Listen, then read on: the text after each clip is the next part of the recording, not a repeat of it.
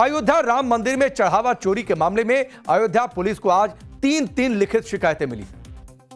पहली शिकायत दी है धर्म सेना के संस्थापक संतोष दुबे ने। संतोष दुबे बाबरी विध्वंस के समय से इस आंदोलन से जुड़े हुए, लेकिन आज आक्रोशित है इस तरीके का मामला सामने आया तो। दूसरी शिकायत दी गई है यूपी युवा कांग्रेस के उपाध्यक्ष हैं शरद शुक्ला, और तीसरी शिकायत दी है करणी सेना ने। हालांकि सूत्रों की माने तो पुलिस ने अभी तक कोई भी एफआईआर इस पूरे मामले में या इन तीनों तहरीर पर कोई भी एफआईआर दर्ज नहीं की। हम लोगों की आस्था के साथ खिलवाड़ है।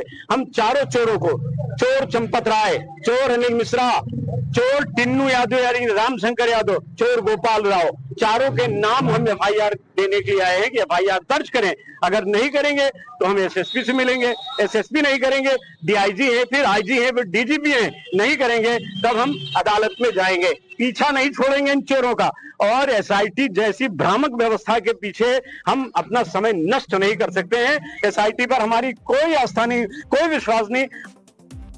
तो एक तरफ एसआईटी की जांच आगे बढ़ रही है, लेकिन दूसरी ओर पैरेलली इस पूरे मामले में सियासत भी बहुत आगे बढ़ गई है। क्योंकि दरअसल प्रभुराम सिर्फ भगवान ही नहीं, उनका नाम भारतीय राजनीति का शायद सबसे शक्तिशाली शब्द है। एक ऐसा नाम जिसने सरकारें बनवा दी, जिसने सरकारें गिरा भी दी, जिसने किसी पार्टी को सत्ता से बहुत दूर कर दिया, आंदोलन खड़ा किया इस देश में, करोड़ों लोगों की भावनाओं को एक सूत्र में बांध दिया। लेकिन आज उन्हीं प्रभुराम के धाम में चढ़ावे के पैसों में सेधमारी का आरोप लग रहा है, गबन के आरोप लग रहा है। आरोप लग रहा है कि करोड़ों रुपए वहां से डकार दिया गया। इन आरोपों की आंच में सियासत अपनी अपनी रोटियां सेकने में लगे हैं। सियासतदान नेता समाजवादी पार्टी के मुखिया हैं अखिलेश यादव। इन्होंने एक्स पर क्या कुछ लिखा वो आप देखिए, आपके सामने है। अखिलेश यादव लिखते हैं, आगे आगे देखिए होता है क्या। चढ़ावे से बात चंदे तक पहुंची, और चंदे से जमीन तक, और जमीन से अति बहुमूल्य अरबों रुपए की श्रीराम शिलाओं के गायब होने तक। भाजपाइयों के अनरजिस्टर्ड अंडरग्राउंड संगी साथियों की केवाईसी करवाई जाए। अयोध्या के इस महापाप महाघोटाले के पीछे कौन सा सनातन विरोधी गिरोह काम कर रहा, इसकी गहरी पड़ताल हो, यह मांग कर रहे हैं सपा के मुखिया अखिलेश यादव। भगवान की एफआईआर बड़ी होगी, हमारी और आपकी कानूनी एफआईआर तो संविधान वाली है, वो तो अलग विषय है। लेकिन जो भगवान की एफआईआर लिखी जाएगी उसका क्या करोगे आप? तो हमें तो ये पता लगा कि डबल इंजन की डबल टंकी है, बड़ी बड़ी टंकियां हैं, वो भरी जा रही है।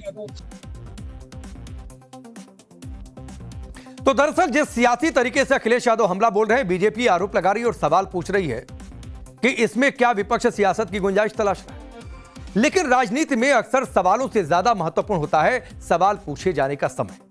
आप सोचिए कि जिस राम मंदिर को भारतीय जनता पार्टी अपनी सबसे बड़ी वैचारिक उपलब्धि मानती है, जिस मंदिर को लेकर दशकों तक राजनीति हुई, उसी मंदिर में चढ़ावे की चोरी पर समाजवादी पार्टी समेत पूरा विपक्ष अब सवाल उठा रहा है। तो ऐसे में सवाल बनता है कि क्या सच में यह सिर्फ चंदा चोरी का मामला है, या फिर सामने साल भर से भी कम समय बचा है 27 का चुनाव में, यानी उत्तर प्रदेश के चुनाव में। तो क्या यह यूपी चुनाव की तैयारी का नया फॉर्मूला है समाजवादी पार्टी की ओर से?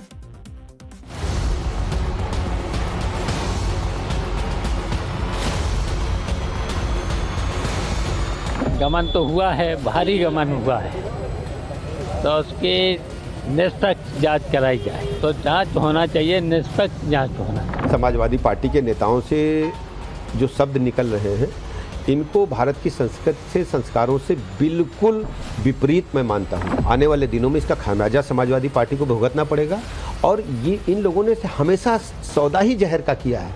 इनके पास और कोई शब्दावली ही नहीं है। एसआईटी गठित करके ये मान लिया कि गड़बड़ी तो हुई है जबरदस्त तरीके से, ये साबित करता है। पहले इन्होंने चंदा चोरी के नाम पर पूरी तरीके से राम जन्मभूमि का जब मुद्दा चल रहा था, उस समय इन लोगों ने शीला पूजन करा के गांव में तमाम पैसे वसूले लोगों से।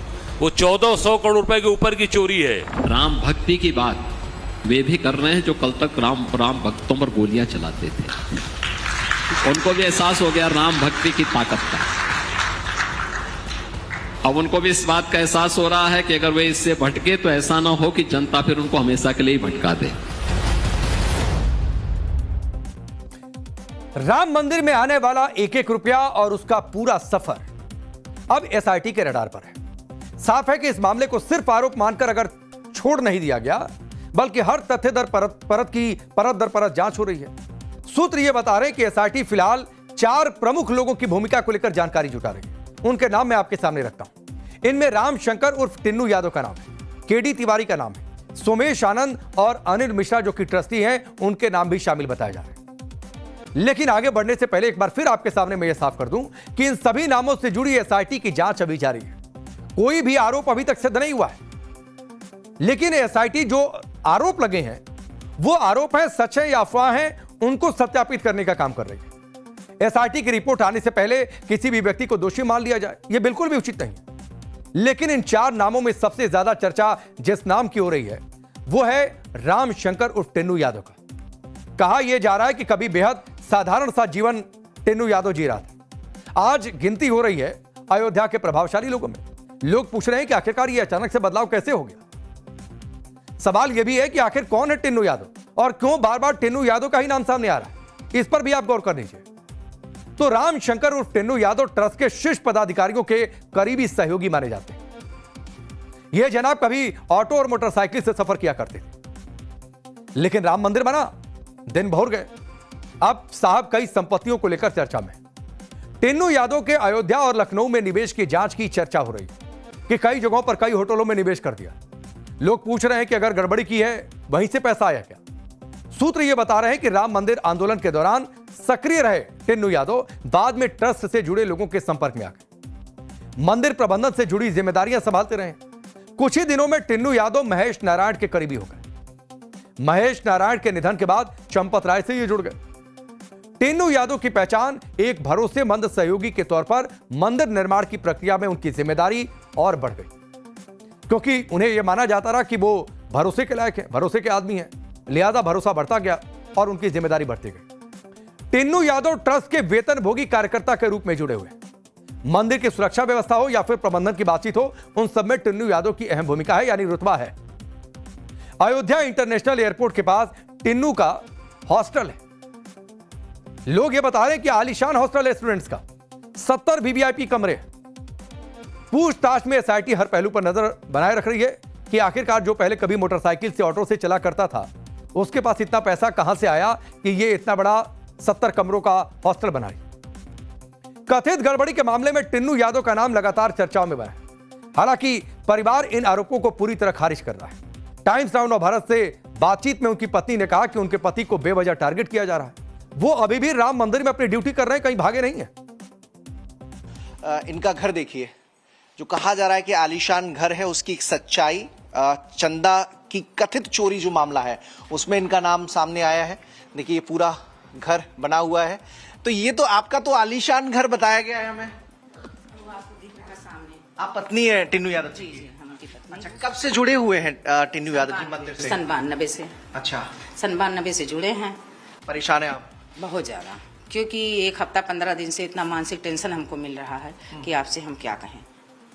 अच्छा, ये बताया गया है कि उनकी बहुत सारी गाड़ियां हैं, उनका भतीजा मनीष यादव जो कि वो भी ट्रस्ट से जुड़ा हुआ है। ऐसा सब झूठ है, सब झूठ है। गाड़ियां कहाँ, यहाँ गाड़ी आ पाएगी 4 चक्का? एक बार गली दिखा दीजिए, यहाँ पे देखिए सकरी सी गली है। उनके नाम 50 करोड़ की संपत्ति है, तो पहले इसको छाना जाए। अब तो ऑनलाइन सब होता है, खतौनी निकाला जाए क्या क्या उनके नाम है। ऐसा ये कहा जा रहा है कि पहले वो ऑटो चलाते थे और अचानक फिर उनके पास संपत्ति ऐसा कुछ नहीं। ऑटो था, 2-3 ऑटो था। बहुत अच्छे परिवार से हम लोग हैं। हमारे ससुर जी नए घाट पे उनका दुकान था, अच्छा खासा होटल था। आरी बगल पूछेंगे किसी से, सब बताएंगे। ऐसा नहीं था। और चढ़ावा प्रक्रिया से कोई नाता नहीं, कोई देना नहीं भाई, उसमें बैंक वाले हैं। टाइम्स नाउ नव भारत से फोन पर बातचीत भी की टिन्नू यादव ने खुद पर लगे आरोपों को खारिज कर दिया। अपनी सफाई में कहा कि वो ट्रस्ट का छोटा कर्मचारी है, फंसाया जा रहा है। सुनिए। आपके ऊपर जो ये आरोप लगाए जा रहे हैं, इसमें कितनी सच्चाई है? आपका पक्ष क्या है? क्योंकि ये कहा जा रहा है कि आप चढ़ावे की प्रक्रिया से जुड़े हुए थे, चढ़ावे में बेरोक टोक आपका आना जाना था, तो आपका पक्ष क्या है? क्या इस तरह का व्यवस्था थी वहां पर जिसमें आपका आना जाना संभव हो सके? ये सब गलत है जी, ये सब बिल्कुल गलत है जी। अच्छा, आपका राम मंदिर में भूमिका क्या है? मतलब वहाँ कौन सी जिम्मेदारी आप संभाल रहे हैं यादव जी? केवल वहाँ देख रेख करने की जिम्मेदारी। कहाँ साफ सफाई, कहाँ पंखा नहीं, कहाँ बिजली नहीं, ये मेरे पास कार्य था। अच्छा, इसका कितना वेतन आपको मिल रहा है? वेतन में 27,000 रुपए मिलते हैं। अच्छा, ये जो चढ़ावा प्रक्रिया है, ये कक्ष बना हुआ है, बाहर सीसीटीवी है, कर्मचारी तैनात रहते हैं? इससे कोई मेरा लेना देना नहीं। अच्छा, अब इसमें क्या वहां तक आपकी पहुंच थी? मतलब भले प्रक्रिया में शामिल न हो रहे हो, लेकिन जो निगरानी करने वाले लोग हैं, जो काउंटिंग करने वाले लोग हैं, उनसे आपका बातचीत, उनसे मिलना जुलना रहता था? कोई नहीं। सूत्रों के मुताबिक एसआईटी की डायरी में दूसरा नाम केडी तिवारी का सामने आ रहा है। सूत्रों के मुताबिक मंदिर परिसर में आभूषण और कीमती सामानों के प्रबंधन से जुड़े पहलुओं को लेकर उनसे भी पूछताछ की जा सकती है। केडी तिवारी का नाम कथित अनियमितताओं की जांच में सामने आया है। उनके पास मंदिर में आभूषण प्रबंधन से जुड़ी जिम्मेदारियां हैं। 1.5 करोड़ की जमीन से जुड़े कुछ लेन देन की भी पड़ताल हो रही है। हाल के समझौतों और दस्तावेजों की जांच एसआईटी कर सकती है। केडी तिवारी मार्च 2024 में सेवादार के तौर पर जुड़े थे।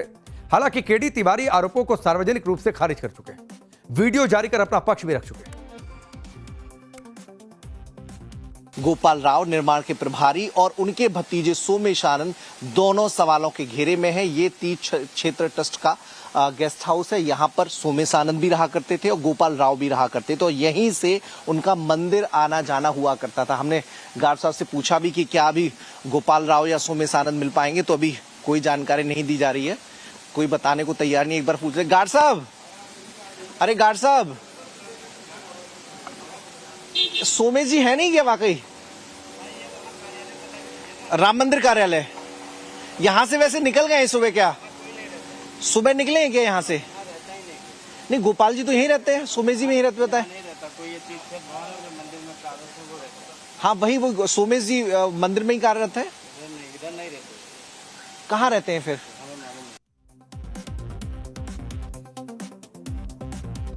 इसी कड़ी में एक और नाम है अनिल मिश्रा का। मंदिर ट्रस्ट से जुड़े अनिल मिश्रा को लेकर सूत्रों का दावा है कि बीते कुछ सालों में उनकी जीवन शैली और संपत्ति में आमूलचूल परिवर्तन आ गया, जिसके बारे में एसआईटी जानकारी जुटा रही है कि सच क्या है, कि कैसे परिवर्तन आया।